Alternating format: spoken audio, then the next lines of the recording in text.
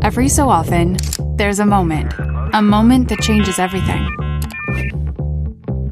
You're on mute. The saying goes, disruption either happens to you or because of you. We're for the people making the most of this moment, not just working from home, but working anywhere, better, smarter, faster. They figured out how to work here and hire her and him and them and whoever the best damn person for the job is, wherever they happen to be. Wait, she's British? Your business will need a local office and a bank to pay in pounds? Tax laws, HR laws, more laws, new laws. Thought you had it under control. Relax. With just a few clicks, it's all no big deal.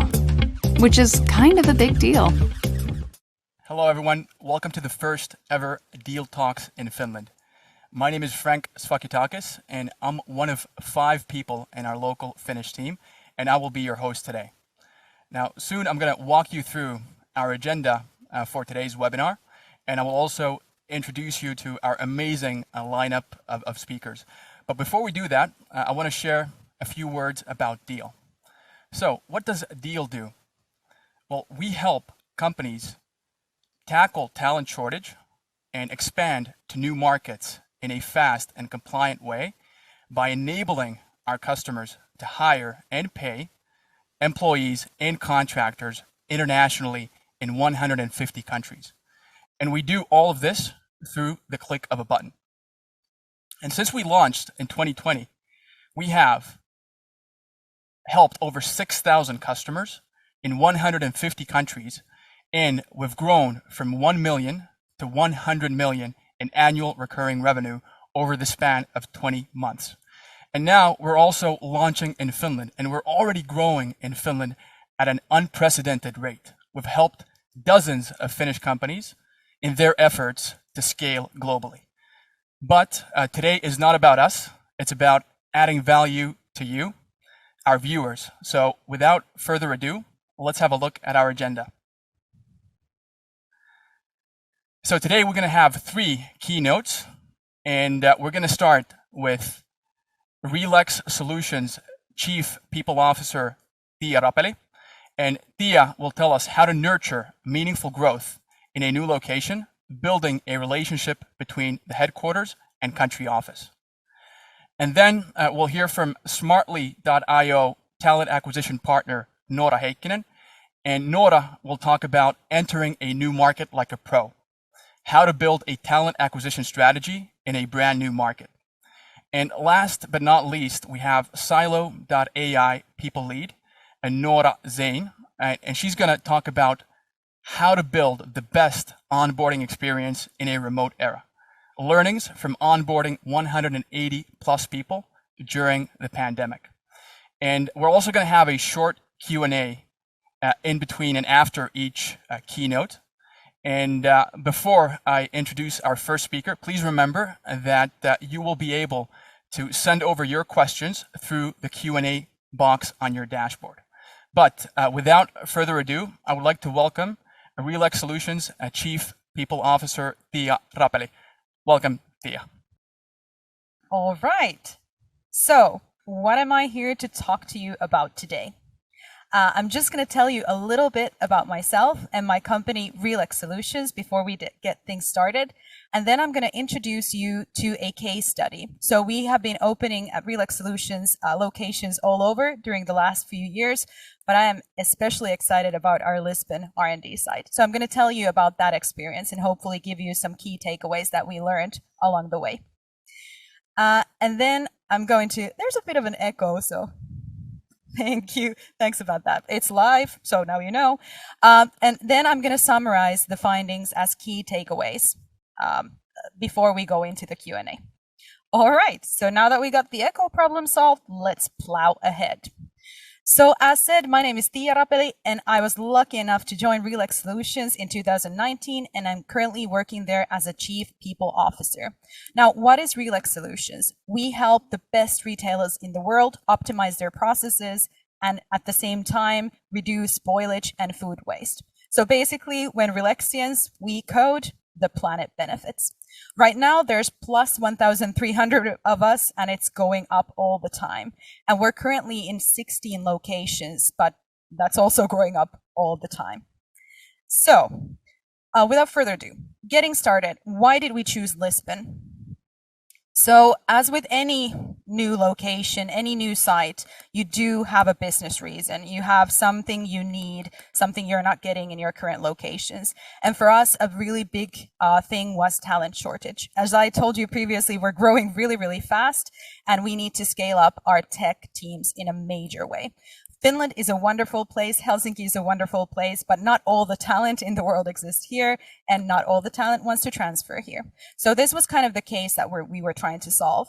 We did consider several locations, but based on especially some interviews with our network CTOs, Lisbon was a clear winner. It's a really, really nice location from Helsinki. The time difference is only 2 hours, and as our core R&D teams are located in Helsinki, this is really meaningful to us. It has direct flights from Helsinki, and it's a European tech hub, which has really, really good universities, several of them, so the talent pool is always growing. And it's not a bad location for weather either, so it's very attractive to our Relexians to go to as well. And that brings me to my next point. So it's very easy to focus on what's our reason as a company to want to go here, what's in it for us as RELEX Solutions. But I would actually challenge everyone to think about what's in it for the local talent market. So what's in it for the people that you're trying to attract when you go to a new location? For example, for RELEX, we are a sustainable company. We do good for the planet. So that was one of the things that we really want to highlight when we go into a new location to the talent market. We have a great track record. We have a stable financial situation, which is really, really great. And we also want to offer better than average benefits and compensation in Lisbon. And one thing that we feel differentiates us from a lot of other players going to Lisbon and Portugal is that it's not an outsourcing place for us at all. It's actually some place where we want to provide a haven for the tech talent to provide something really unique to the local techies. So not an outsourcing where we do the work that nobody else wants to do, are really, really critical for us. In addition to thinking about what's in it for the local talent market, another really important thing I feel is thinking about what's in it for our existing teams. So our Relexians who are already part of the RELEX family. So, of course, as I mentioned before, it is an attractive site for visits here from Helsinki. I think especially in November, if you know what I mean. We do offer Relexians hybrid work opportunities in Lisbon. We offer short-term stints, long-term stints paid, and these have been super popular. So it's kind of a benefit that we can offer to our existing teams. And as this is not an outsourcing activity at all, our Relexians get a bunch of new, super talented new colleagues, which is always great. Okay, so we now have kind of the background of why Lisbon, what we're offering to the Lisbon market, and also to our existing teams. How did we get started then, once this was all figured out? Creating a local core team is always a high priority for RELEX when we're going into new locations. Typically, we send either one of our founders or then a really, really central key RELEXian with a long track record to help, nurture the culture, share best practices, and so on in a new location. With Lisbon, we were super, super fortunate that one of our wonderful founders, Michael, is actually or has already moved to Lisbon. Our very first recruit locally was a director of engineering, and we were especially looking for, outside of the most obvious engineering talents, a great culture fit. This person is going to be person number one over there, and then good people leadership skills, because we want to provide support for the local teams. And we were extremely lucky to find Rui. So he is the perfect director of engineering there. In addition, we wanted to make it as simple as possible for talent to join us. So once we kind of start recruiting in earnest, we did not want to create obstacles for people joining us. We designed an attractive benefit package together with local experts and also our new director of engineering, who has a really good understanding of what's meaningful to local R&D talent. In addition, we didn't want to create admin processes that would act, as a hurdle. We wanted to have as smooth experience as possible with things like payroll, benefits, recruitment and so on. So we wanted, once the talent kind of joins us, we want it to be not bureaucratic, very smooth. This is really critical, I feel, and there's great partners for this type of work, as we have here in Deel, for example. We wanted to start the collaboration with the best local recruitment and talent attraction partners immediately, even before kind of officially opening up the site. We launched ourselves in a really popular cool tech event in Lisbon locally, but there's going to be a lot of really cool things told about these topics in the next keynote, so I'm just going to skip this one for now. One thing that I think is really important is also clarifying the identity and purpose of the new location that you're opening up. So thinking about, why does this site exist? What is their meaning for the company? For us, Lisbon is an R&D only hub, so it's only for our product and technology teams, and it needs to have a very strong techie vibe. So we are not having other teams there. We only have this techie, cool R&D vibe there, and that's the meaning of the site. So now the background is there. You know, we have thought about the admin, we have thought about recruitment and so on. What happens next? The collaboration between the headquarters and the Lisbon team starts. So we wanted to create a real RELEX event about opening up Lisbon as a new site and create excitement also for the existing RELEXians. We launched the site in an all-hands town hall meeting first, and then we continue to give updates on how the site is doing. So we continue sharing communication, sharing information, inviting people from the Lisbon office to share what's up with them to the whole company to keep up the excitement. We want to provide strong local management support, so we want there to be a really strong team locally, but then we also want to make sure that our new colleagues in Lisbon are part of our community through having them be part of Helsinki-based tech teams as well, so that they can quickly kind of integrate into our culture and ways of working. Each new Lisbon employee, for example, gets to visit Finland at least for 2 weeks when they join. So they come to the headquarters to really experience the RELEX culture and create relationships, network, and understand us a little bit better. Then in addition, we have lots of site visits from the headquarters and other locations to Lisbon. So we want to make sure that we show that this site is really important to us and that we want to give face-to-face time as much as possible. So we send our very best to Lisbon so that, you know, there's that collaboration. Immediately, we wanted to build our own strong, experienced talent acquisition team to make hiring and onboarding as efficient as possible, as smooth and as enjoyable as possible. But Noora is going to talk about that real soon, so I'm again going to skip that. One thing to note is that as Lisbon is a really popular site for large organizations and big players to outsource their tech activities, we didn't want to kind of have a strategy similar to them where it's like, we want to hire 100 people or 200 people in a year here and we're going to grow it so fast. We want to grow in Lisbon in a respectful way that allows us to nurture the local culture and kind of give room for the team to establish themselves and connect together. So our growth targets, especially in the first year, are quite, you know, moderate there.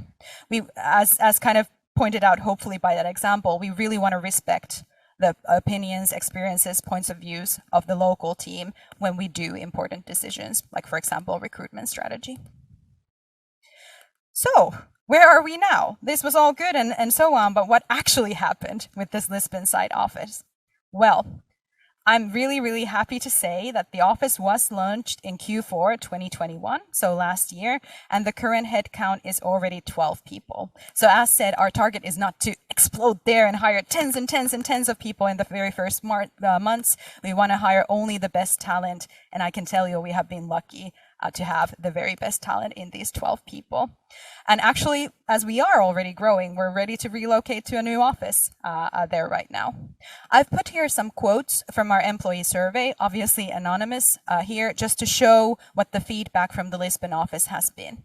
So as you can see here, one of the things that people have highlighted from the Lisbon side is that they do appreciate the FaceTime and active visits from the headquarters. I think I was speaking to somebody there last week and they said, it feels like somebody is here all the time, and that's how we want it to be. We really want to kind of have that interaction. And I was especially happy to see that there's so many mentions of good culture, great culture, people helping each other, and so on, because that's what RELEX at the end is all about. That's it, folks. I think just to summarize, when you go into a new location, my practical tips would be focus on what's in it for the local talent market, as well as your team that exists already, so your existing employees. Don't just think about why we as a company want to go to a location. Create a clear identity and purpose for the site, so they have a clear path ahead, understand what they're there to do. Make sure you have your ducks in a row, so to speak, with practicalities to avoid unnecessarily, putting blocks into the growth. Remember that, at least from my perspective, the purpose of a headquarters is to support, is to enable, is to kind of enforce the culture by example and so on, not really dictate or force or so on. You're there to support this new exciting site growth. And then finally, keep your company engaged and active on what's going on with the new site. Don't just launch and be like, okay, that's it, folks. Maybe we'll hear from them in 2 years. Just have a continuous kind of feedback loop so that people keep being excited about the site. All right, Frank, I think I'm done. Yeah, thank you. Thank you so much, Tiia. That was a great presentation.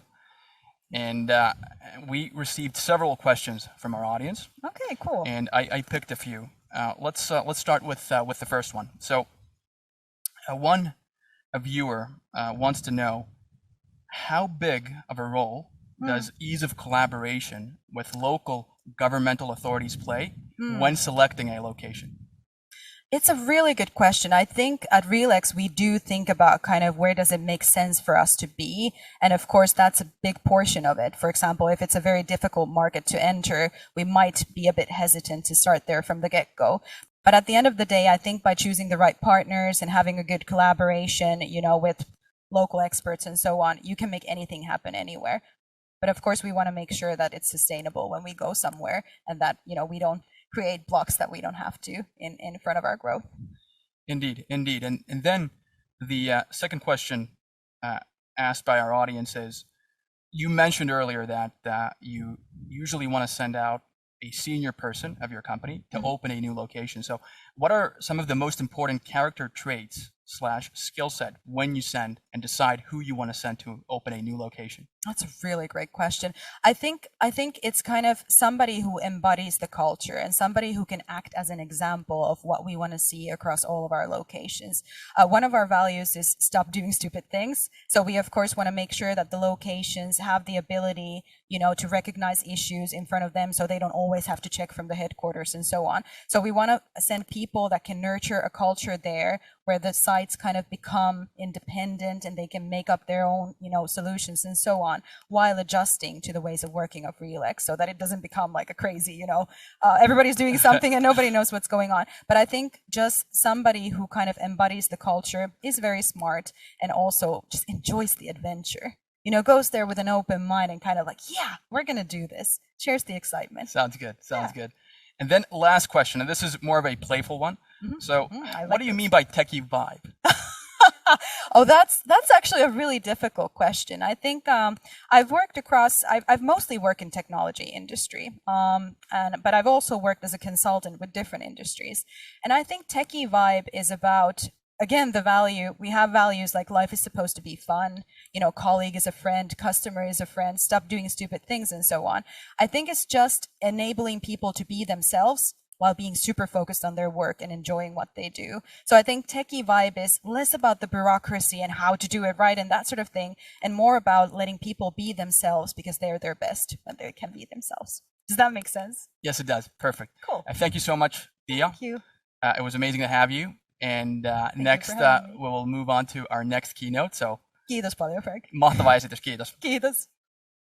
So, next we'll welcome Smartly.io talent acquisition partner, Noora Heikkinen. And Noora will talk about how to enter a new market like a pro and how to build a talent acquisition strategy in a brand new market. So next, I'm going to welcome Noora to the stage. She's currently being mic'd up, so give us a few seconds. And now we are good. So Noora, welcome to the stage. The stage is yours. Thank you so much. And first of all, Tiia, that was an amazing presentation. So I will try to follow your lead. But I'm super excited to be here to talk about one of the things that I'm very passionate about, which is talent strategy and international hiring. And my keynote today will be focused on how you can build your talent strategy when you're entering a brand new market. But first, briefly about myself. So I've been working in tech recruitment for the past 6 years.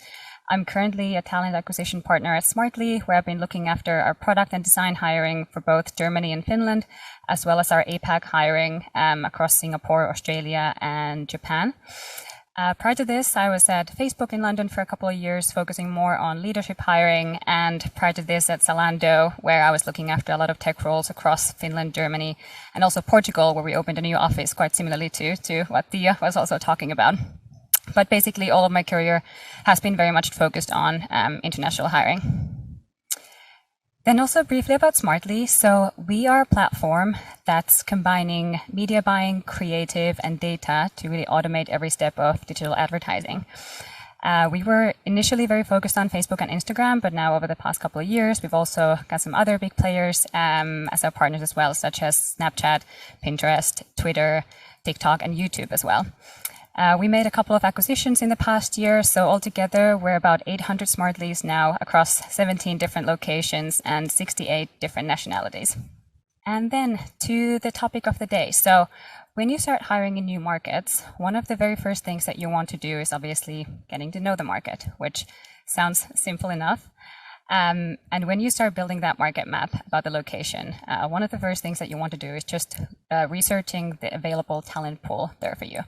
So what does the ideal talent look like? What kind of skills do they have? How much experience should they have?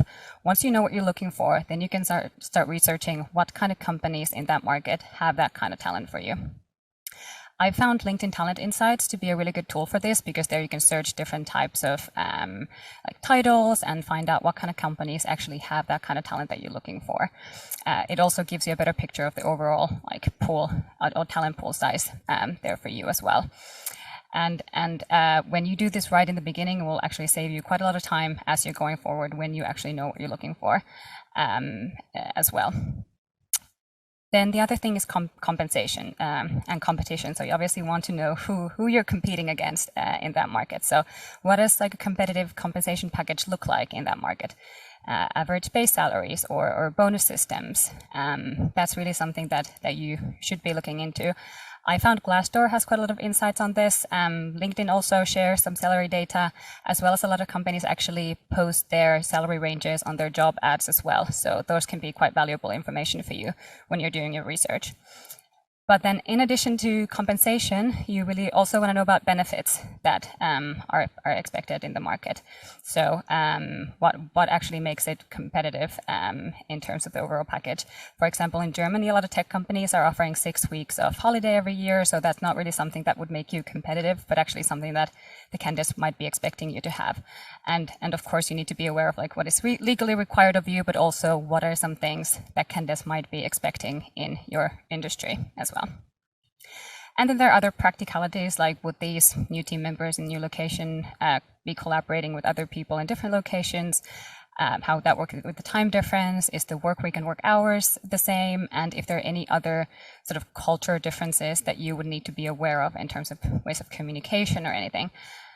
This might be rather simple if you're expanding somewhere in EMEA, but for example, if you're expanding to different locations in APAC, there might be more things to consider there as well. Then, when you start recruiting in new markets, you also need to start building your presence there as well.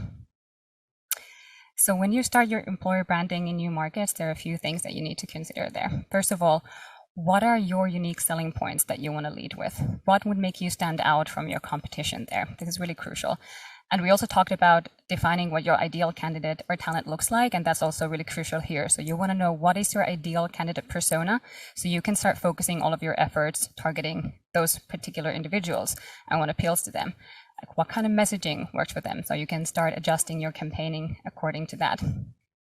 If you're running LinkedIn ads, for example, you can get a lot of data on like what type of messaging does this group resonate with? Would it be more something to do with like compensation or culture, for instance? And then through your ads performance, then you can get a lot of actionable insights on that.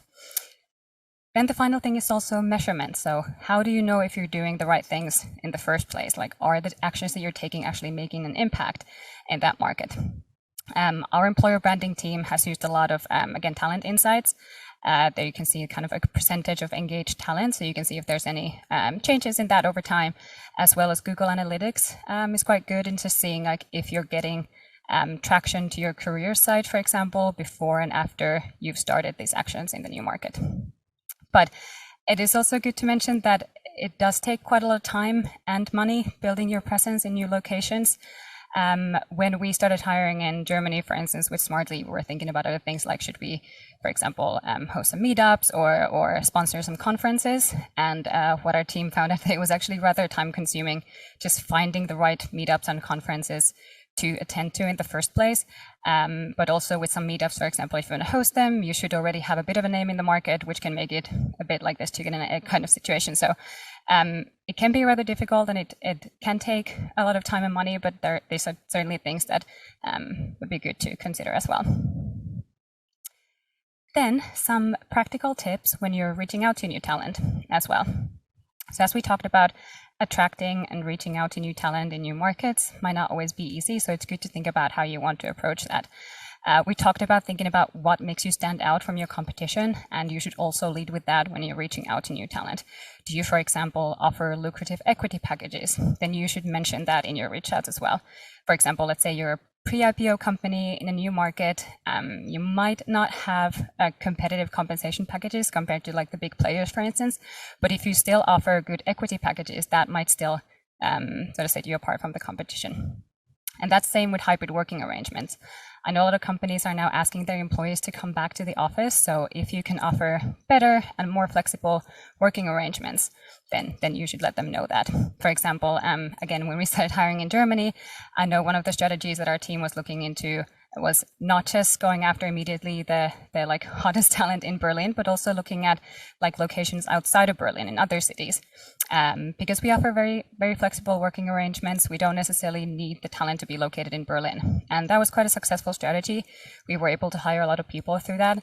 And also in a lot of these cases, these people might not be getting as many reach outs as the talent in Berlin, for instance, and your compensation packages might also be more competitive if you're looking somewhere outside.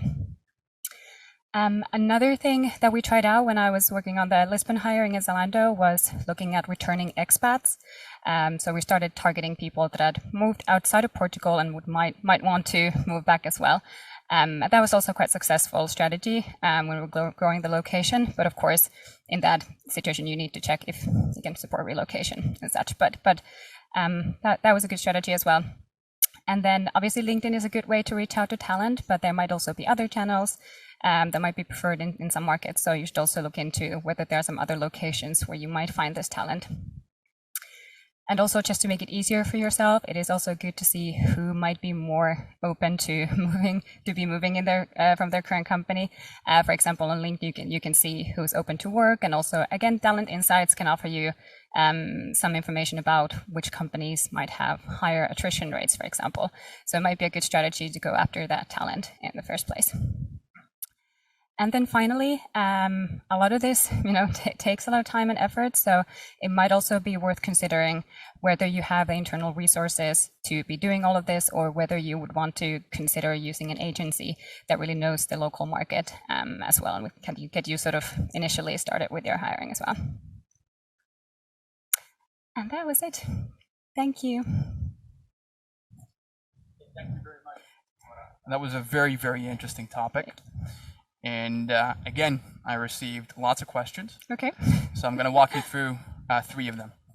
Let's start with the first one. So one of our audience members wants to know what you think are the biggest obstacles companies might encounter when starting to hire in new markets. Yeah, this is a really good question. And I think this comes down to the kind of doing your planning and the initial research, right? Like if you have unrealistic expectations of maybe like what the talent pool looks like or how quickly you might be able to get talent in, that might really prevent you from then, reaching some of the targets that you might have set for yourself as a company. So really doing your research right in the beginning. I would also say being realistic about the kind of results and timelines that you might have.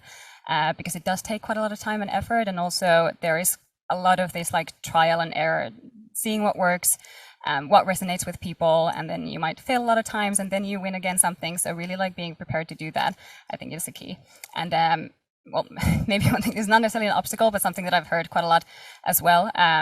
If you don't yet have a presence in that country, for instance, it really like it is worth going through all of your kind of social media presence and also like your Glassdoor reviews and everything to make sure that that's in place as well. Because I've had so many candidates that have replied to me, for example, when I'm hiring in Sydney, saying like, okay, I've never heard about you guys, but I checked your Glassdoor and there's quite a lot of like, you know, well, good reviews, but also like people just talking about their experience and such. So it's really worth kind of having those things as well in place. Oh, great. That's a very good practical tip. And then next one, you talked about using an agency. When would you recommend using an agency versus doing everything in-house? Yeah, I think this comes down to resources and then also where you're hiring. Again, if you have internal resources, you can as well. Like we, for example, did everything in Germany by ourselves. We started growing the team and such, so that worked quite well. But for instance, now that I've been hiring in Tokyo, for instance, when we started hiring on the first role there, I could send out 100 messages to different people and get no responses because we didn't have a presence there. I don't speak the local language and I don't have the connections there. So it really makes sense for us to then turn into someone who is local, who knows the market, who can also advise us on like, you know, where we might possibly find this talent, what kind of compensation they're looking after and everything. So I think resources and the location are crucial too when you're trying to think about that. That's good advice. And last, you also mentioned using other channels outside of LinkedIn when reaching out to candidates. What would be good examples of that? Yeah, I would say LinkedIn is very good if you're hiring, well, almost anywhere in EMEA. That's definitely like a channel where you can reach out to people. Obviously, there might be these like more sites where like some specific groups of like techies or product designers, something might be.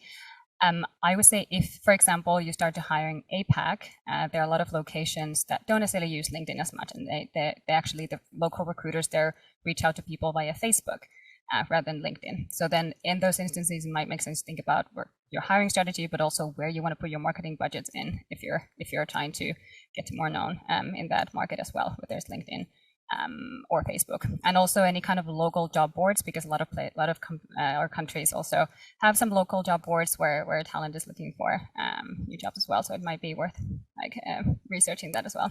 Amazing, good stuff. Thank you so much, Noora. Thank you so much for having me. Kiitos. So next, I want to welcome our third keynote speaker of the day, Silo.ai people lead, Noora Zein. And Noora will talk about how to build the best onboarding experience in a remote era, learnings from onboarding 180 plus people during the pandemic. Welcome, Noora. The stage is yours. Really happy to be here. Hi, everyone. I'm Noora Zein, and I'm from Silo.ai, a people lead, and I'm here to talk about ensuring an equally good onboarding experience in a hybrid setting. So shortly, let's talk first about what is Silo.ai, what we do, and what are some defining elements in our people work. Then I'll try to go through some more concrete tips and advice about how we do onboarding. So let's go through our onboarding flow, our onboarding checklist that we use when we have new hires starting at Silo. Then an onboarding board that we go through in the first day onboarding session with our new employees. And finally, a short look to Silopedia, which is our internal wiki, where we have stored all the documentation and information about Silo and working at Silo. So starting with Silo.ai. So we're the largest private AI lab in the Nordics. And what that means is that we bring top-notch research into business by solving AI challenges. We've been around for 4.5 years, so grown from 0 to 240 in this shortish time, and about half of our people have a PhD. We're currently operating in seven offices, 3 countries, so Finland, Sweden, and Denmark. Just opened the office in Copenhagen last fall. Some of the defining elements in our organization that have to do with our people work are that we are a consultancy. We're a self-steering organization where feedback culture is a really, really big part of our doing. We're growing fast and we operate in a hybrid setting. So people are not only at home and at the office, but also many people are working from the client's offices. And maybe kind of to give one example, like why exactly I wanted to highlight these in terms of our people work, in terms of consultancy. So we only have 1.5 hours reserved for the Welcome to Silo.ai onboarding session with our new employees. And that means that during that 1.5 hours, we want to make sure that the person feels welcome and has all the information that they need to get started at Silo.ai. And after that, they might be allocated 100% to a client. And that means that, that was the one chance to go through the things with them. Then maybe about the people services that our people team provides. So in short, we provide leadership services. In a self-steering organization, we don't have traditional supervisors. So leadership is one of the services provided by the people team, in addition to well-being, learning, and such. But let's then take a short look at our onboarding flow. So I know there's a lot of different boxes on the screen, so bear with me. Let's start with the green one on the top left corner. So basically, once the talent acquisition team closes a new hire, they inform our people team and we take the ball, depending on which site the person starts in. After that, we start with our basic onboarding tasks. So first of all, we have this kind of people Trello where we have templates for different kinds of hires, so hourly, full-time, contractors, and such. And we just start, we make a copy of that checklist and start doing the tasks in the checklist. But let's take a better look at that in a next slide. Then we assign the person a Silo buddy. So we want to make sure that our Silo notes feel welcome and have someone who will take care of them once they join Silo in addition to the people team. So this is kind of someone that will be their first friend at Silo. Then basic onboarding tasks, welcome messages. Our admin team takes care of the equipment and accounts. And yeah, I already mentioned the personal onboarding Trello board, which we'll go through a bit later. So we create that also. And finally, once the start day comes, we have that 1.5 hour Welcome to Silo.ai onboarding session. Of course, welcome the people in our Slack and share access to Silopedia, which I will also be talking about later. Finally, of course, some follow-ups to make sure that the person feels welcome and has all the information that they need to get started. But let's head to our onboarding checklist.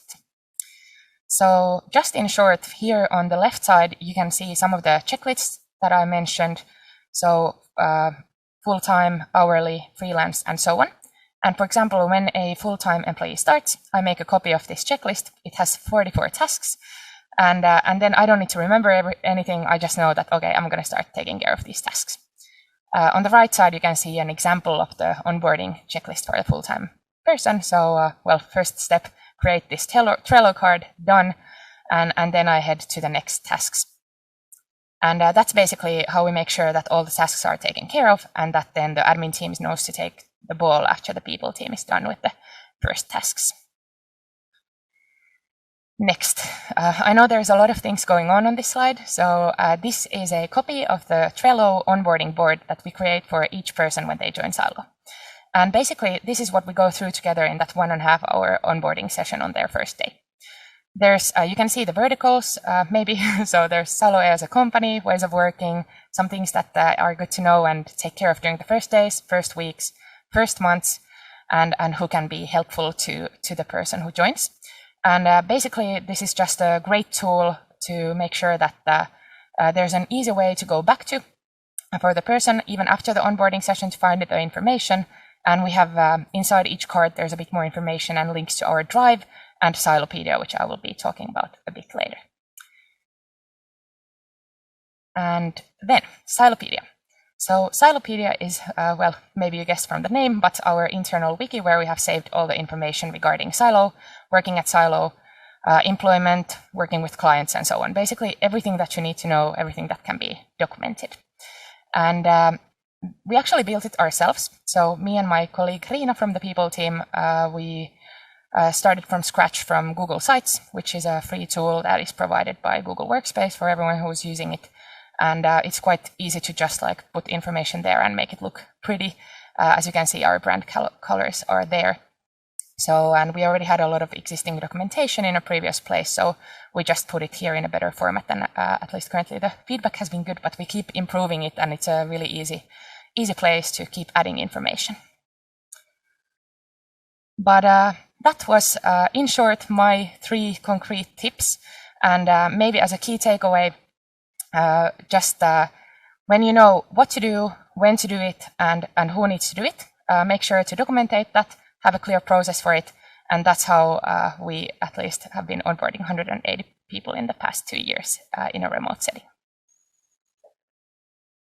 So much, Noora. That was a super concrete and practical presentation. And there are very, very interesting questions that were sent over by our audience here. Let's start with the first one. I've been wondering, what are some of the biggest struggles of working in a hybrid setup, and how to make everyone feel included? Remote folks versus on-site folks. How do you handle afterworks, dinners, and such? That's a really good question. So, and that's something that we've been working on a lot during the past 2 years. So I think that we've been just like testing around different things and making sure that we offer both like on-site things when possible, of course, due to the pandemic, but also a lot of different hybrid options to join. So, so possibilities to meet people one-on-one in small groups on whole organizational level, things to do with work, things to do with non-work related topics and so on. Did I fully understand and answer to the question? Yes, very good. Thank you. Yeah. Thank you. And then next one, what kind of a support structure do you have in your self-steering organization? Okay, great question. So yeah, like I mentioned, we don't have, for our consultants or our experts, we don't have traditional supervisors, but instead we provide a site lead and a people specialist who then are like replacing the traditional supervisor. The site lead supports in these kind of like technical things, working with clients, kind of just like that side of the work. And then the people specialist supports in the more like human side of traditional supervisors' tasks, so well-being, learning, and so on. And of course, in addition to that, we have other kind of ways and processes to support that there actually is support for our experts. Perfect. Again, a very practical tips. And last one, this is actually something that a little bit overlaps with our first question, but I'll let you follow up on this one. So how do you engage people in a hybrid setting? Yeah. Okay. Yeah. Maybe I'll try to add something new that I didn't say yet. But well, in addition to these different kind of remote setups that we're organizing and events, we also, of course, have Slack. Different Slack channels are super actively in use. We try to pair up people for donuts, basic Slack integrations. And in addition to that, we're actually in the middle of starting an implementation project, or actually in the middle of the implementation project with HiBob. So this kind of like HR tool that supports also building culture. So just trying to make sure that it's happening in all the daily activities that we're already doing. Perfect. Thank you so much, Noora. Kiitos, Noora. Thank you. Super presentation. So that concludes our list of speakers for today. And at this point, I want to make a remark regarding completing our agenda ahead of schedule. But no worries, that is very typical to Deel, since we always operate in Deel speed. We do everything fast, we grow fast. And on that note, I would also like to invite those of you who have not yet signed up for our afterwork event to come here to Maria 01, premises building 3, and we're going to bring a rally simulator, since that's what Deel Speed is all about. And we'll have food and drinks and a lot of fun time. And also, before we end today's session, I also want to make a note regarding our partners here today and our amazing speakers. So all of our speakers represent companies that are aggressively hunting talent, and that applies to Deel as well. So please remember to check all those companies up. And at this point, I want to thank you for your time and wish you a great rest of the day. Thank you.